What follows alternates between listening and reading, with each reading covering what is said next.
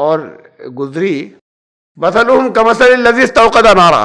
اب یہ دو مثالیں آ رہی ہیں منافقین کے لیے، دو مثالیں دی. پہلے یہ دونوں مثالیں میں پوری پڑھ دوں ترجمے کے ساتھ میں، اس کے بعد پھر اس کے بارے میں کچھ ایکسپلین کروں گا. تمثیلیں ہیں، پیرابلز ہیں. یہ ان کی مثال ایسی ہے، اور یہ بھی دو الگ الگ گروہ ہیں جن کی یہ دو الگ الگ مثالیں ہیں. جیسے کسی نے ایک آگ جلائی، آگ روشن کی، استوقد نارا. فلما آباد ماحول ہو، جب ماحول اس کے چاروں طرف کا روشن ہو چکا، ذهب اللہ بنورہم، تو پھر وہ انہوں نے جتنی روشنی پھیلائی تھی وہ اللہ نے ختم کر دی. وترکہم فی ظلمات لا یبصرون، اور ان کو چھوڑ دیا ان اندھیروں کے اندر جس میں ان کو اب کچھ نظر نہیں آتا. یہ تو ایک مثال ہے. ان کے بارے میں کہا صم بکم عمی فہم لا یرجعون، بہرے گونگے اندھے ہو گئے ہیں. اب ان کی واپسی نہیں ہوگی، وہ نہیں لوٹیں گے. دوسری مثال ہے وہ کصیب من السماء فی ظلمات ورعد وبرق. یا بہت تیز زبردست بارش ہو، اوپر سے آ رہی ہو آسمان سے، اور اس میں اندھیرے ہوں، اس میں بجلی ہو اور کڑک ہو، اس کے اندر گرج ہو اور کڑک ہو. یجعلون اصابعهم فی آذانہم من الصواعق حذر الموت. اپنے وہ جو کڑک ہوتی ہے اس سے اتنی زبردست ہوتی ہے کہ انہیں موت کا ڈر ہوتا ہے، اور وہ اس ڈر سے اپنی انگلیاں اپنے کانوں میں ٹھوسے لیتے ہیں. واللہ محیط بالکافرین، لیکن بچ نہیں پائیں گے، اللہ نے تو احاطہ کیا ہوا ہے ان کافروں کا. یکاد البرق یخطف ابصارہم، قریب ہے کہ وہ بجلی جو ہے وہ ان کی نگاہوں کو لے جائے. کلما اضاء لہم مشوا فیہ، ذرا سا چمکتی ہے، روشنی ہوتی ہے تو اس کی روشنی میں تھوڑا سا چلتے ہیں، وہ بڑھتے ہیں. وَإِذَا أَظْلَمَ عَلَيْهِمْ قَامُوا، اور پھر جب بجلی رک جاتی ہے، چاروں طرف اندھیرا چھا جاتا ہے، تو پیٹھی ٹک کر کھڑے ہو جاتے ہیں. وَلَوْ شَاءَ اللَّهُ لَذَهَبَ بِسَمْعِهِمْ وَأَبْصَارِهِمْ، اور اللہ اگر چاہتا تو ان کی سماعتوں کو اور ان کی نگاہوں کو ان کو بھی ختم ہی کر دیتا. ان اللہ علی کل شیء قدیر، اور اللہ ہر بات پر قادر ہے. یہ دو مثالیں آئیں. ان دونوں مثالوں کو بچپن سے میں جو کچھ پڑھتا چلا آیا، پھر بات کو اس پہ سوالات پیدا ہوئے تھے. سب جگہ میں نے پھر بہت سی تفسیریں دیکھی، بہت سی دیکھی. ان سب کے اندر انہیں کہا یہ گیا ہے کہ جیسے ایک شخص نے، یہ پہلی مثال تھی آگ روشن کی، تو اس مثال یا تمثیل سے یا پیرابل سے سمجھا گیا کہ کہا یہ گیا ہے اسے سمجھاتے ہوئے کہ وہ جیسے وحی کی روشنی ہو،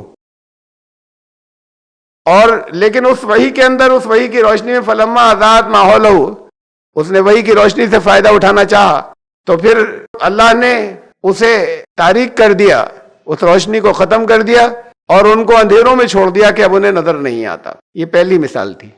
نار لفظ جو ہے وہ آگ، اس میں بھی روشنی ہوتی ہے، اور نور، اس میں بھی روشنی ہوتی ہے. نور رحمت کے لیے آتا ہے، ٹھنڈک کے لیے آتا ہے، خوشگواری کے لیے آتا ہے. نار میں روشنی تو ہوتی ہے آگ میں، لیکن آگ سزا کے لیے لفظ استعمال ہوتا ہے، آگ جہنم کے لیے استعمال ہوتا ہے، آگ جو ہے وہ ایسی تپش کے لیے استعمال ہوتا ہے جس سے تکلیف ہو، روشنی اس میں ہوتی ہے. تو میری پھر جب غور و فکر شروع کیا اس بات کو، بہت عرصہ ہو گیا، اب جب غور و فکر شروع ہوا تو مجھے مثال وہ ٹھیک نہیں محسوس ہوئی. بہت تفسیریں دیکھی، سب میں ایسی ہی تھی کہ نار سے کیسے اللہ کی طرف سے آئی ہوئی ہدایت کو نار سے، آگ سے کیسے تشبیہ دی جائے گی. اس کے بعد یہ جو اگلی مثال ہے اس میں بھی یہی کہا گیا جیسے کہ بارش، آسمان سے بہت تیز بارش، فی ظلمات ورعد وبرق. بارش رحمت ہوتی ہے، اور قرآن میں بہت سی جگہوں پر وحی کو بارش سے تشبیہ دی گئی ہے کہ اللہ کی طرف سے رحمت کے نازل ہونے کو، وہی بھی اللہ کی رحمت ہے. جگہ جگہ تشبیہ، بہت سے مقامات پہ تشبیہ دی گئی ہے کہ اللہ کی وحی کو، کہ جیسے بارش نازل ہوتی ہے، زمین پھل پھول جاتی ہے. لیکن تیز بارش، بہت تیز بارش ایک حد تک رحمت ہوتی ہے، پھر وہی بارش عذاب بھی ہوتی ہے. جب بارش نہ ہو رہی ہو تو لوگ ہاتھ پھیلا پھیلا کے دعائیں مانگتے ہیں، سوکھا پڑ رہا ہے، اللہ باران رحمت نازل فرما. لیکن اگر 5 دن ہو جائے لگاتار تو چیخے مر جاتے ہیں سب کہ اللہ اسے روکیے، اس سے نجات دلائی، عذاب ہو گیا. تیز بارش بہت، اور پھر اس کے ساتھ میں آگے آ رہا ہے فیہ ظلمات، اس میں اندھیرے. وہی میں اندھیرے کیسے آئیں گے؟ یہ مثال یہ ہے، اس کو کہ اللہ کی طرف سے اوپر سے بارش ہو رہی ہے، یہ اس کو کہا گیا کہ یہ وحی کی ہے، اس میں ظلمات اور اندھیرے ہیں۔ وہی میں اندھیرے نہیں ہوتے، وہی تو اس لیے کہ ظلمات سے نور کی طرف لے جائے، اندھیروں سے نکالتے اجالے کی طرف لے جائے۔ قرآن نے جگہ جگہ کہا اسے لِیُخْرِجَهُم مِّنَ الظُّلُمَاتِ إِلَى النُّورِ، تاکہ لوگوں کو وہ ظلمات اندھیروں سے نکال کر اجالے میں لے جائے۔ اس میں اندھیرے کا کوئی سوال ہی پیدا نہیں ہوتا کہ اس میں اندھیرے ہیں، ورعد و برق اور بجلی اور کڑک۔ پھر یہ ہے کیا؟ اسے لوگوں نے کہا کہ یہ وہ ہے، اس کے اندر جو نافرمانوں کو جگہ جگہ ڈرایا گیا، یہ اس کا تذکرہ ہے۔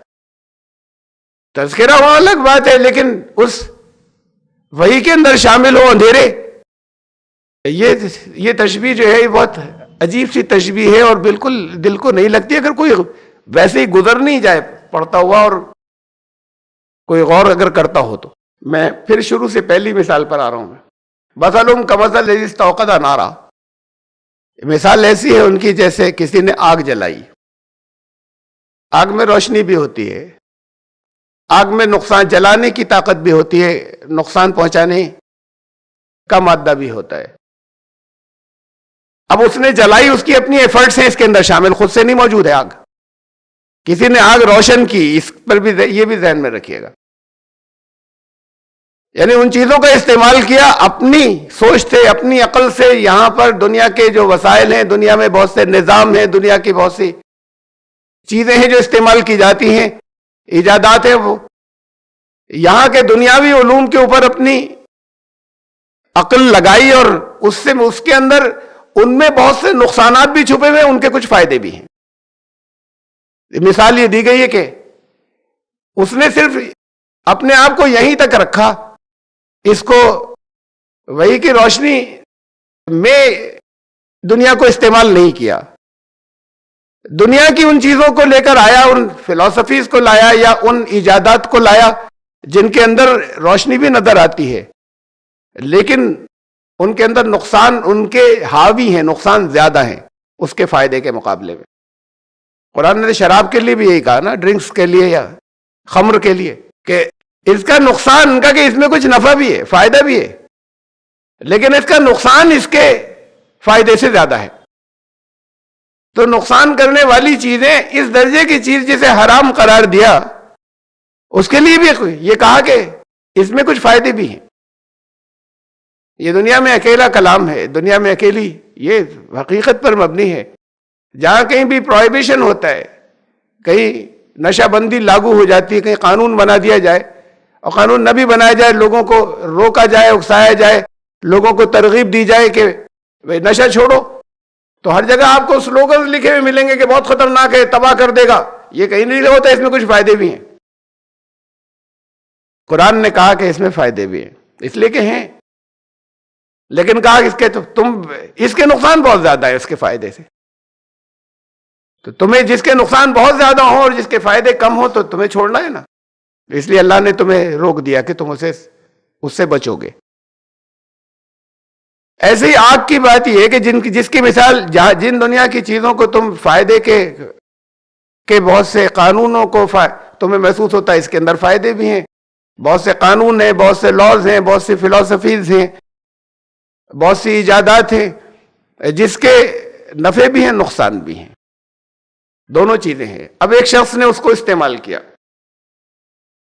فلما اضاءت ماحولہ، اور ابھی کچھ فائدے نظر آنے شروع ہوئے تھے، ماحول کو جب اس نے روشن کر دیا، ذهب اللہ بنورہم، وہ فائدے سب ہوا ہو گئے، ایڈوانٹیجز ہوا ہو گئے، اور اس کے نقصانات جو ہیں وہ حاوی ہو گئے، وہ ڈومینیٹ کر گئے، جو اس کے نقصان تھے، تباہیاں اس کی اوپر آ گئیں۔ وَتَرَكَهُمْ فِي ظُلُمَاتِ اللَّهِ يُبْصِرُونَ، تو پھر اللہ کے قانون نے وہ فائدے جو ہیں وہ تو تھوڑے سے نظر آئے تھے، وہ گل کر دیے، اور پھر اس کی تباہیاں جو ہیں وہ چھا گئیں، ان کو چھوڑ دیا ان اندھیروں میں، اب ان کی سمجھ میں نہیں آتا کیا کریں۔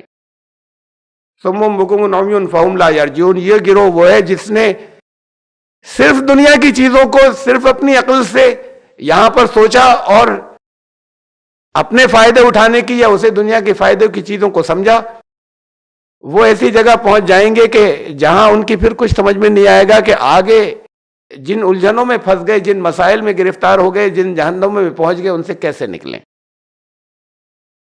جہاں تک اس کا سوال ہے ایمانیات کا، تو وہاں ایمانیات کے معاملے میں بھی کہا کہ پھر یہ وہ لوگ ہیں جن کی واپسی نہیں ہوگی، یہ اس طرح کے منافق ہیں کہ یہ واپس نہیں ہوں گے، اس لیے کہ انہوں نے اللہ کے کلام کو، وحی الہی کو تو بالکل الگ ایک طرف رکھ دیا، اس کی روشنی میں کائنات پر غور کرنا تھا اور کائنات سے فائدہ اٹھانا تھا، وہ بھی ضروری تھا، لیکن اس کی روشنی میں کرنا تھا۔ انہوں نے خود کیا جو کچھ کیا بس۔ اب یہ دوسری مثال ہے کہ خود کرنے والے نہیں ہیں، یہ یہاں کی چیز، یہ اب یہ دوسری